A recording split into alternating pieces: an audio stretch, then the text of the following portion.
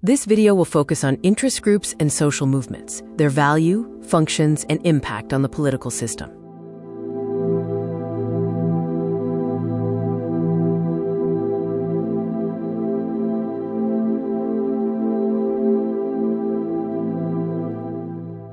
Interest groups are organizations that influence government decision-making to achieve their goals.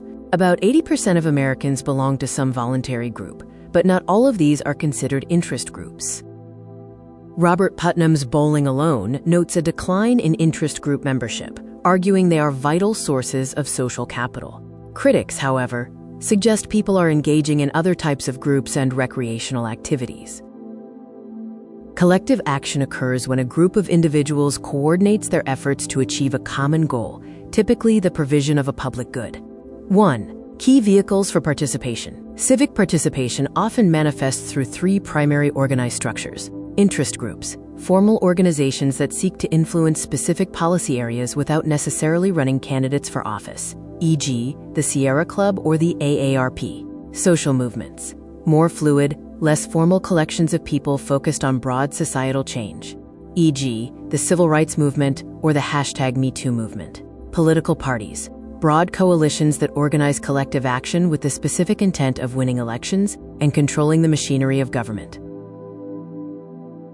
Interest groups facilitate collective action to influence government. They engage individuals in the political process, provide forums for community engagement, and offer alternatives to the traditional two-party system. Competing theories of collective action. Pluralist theory stresses the importance of diverse interest groups in a democracy.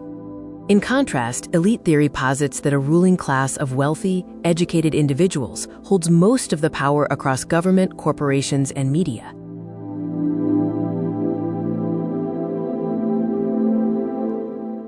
Key functions of interest groups. Educate the public about policy issues. Provide average citizens with an avenue of access to activism. Mobilize citizens and stimulate them to participate in civic and political affairs. Perform electoral functions. Provide information and expertise to policymakers. Can protect the common good. Are an integral part of the government's system of checks and balances.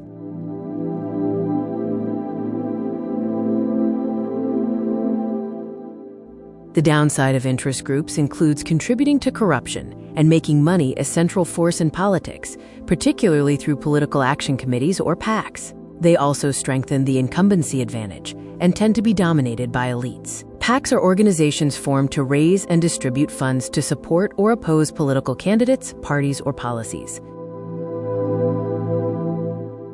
Who joins interest groups and why? People are not all equally likely to join or form interest groups. This reality has serious consequences for the ability of interest groups to represent everyone's views. Income and education tend to be the best predictors of interest group membership.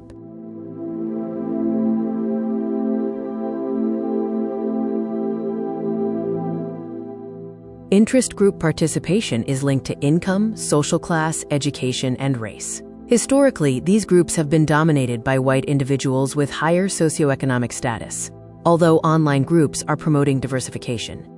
People with higher income and education levels are more likely to participate in traditional interest groups because they understand their importance in shaping policy. Working-class individuals are less likely to join, with labor unions being a major exception. Social movements, defined as collective efforts to promote or resist change, have emerged in the U.S., like the anti-mask and MAGA movements. The internet has facilitated the organization and mobilization of these loosely organized groups. Political scientists typically classify the motivations for joining these groups into the following categories: purposive incentives. These are based on a person's belief in the group's cause or ideology. Belief in the goal means joining the ACLU to protect free speech. Solidary incentives. These focus on the social benefits of joining.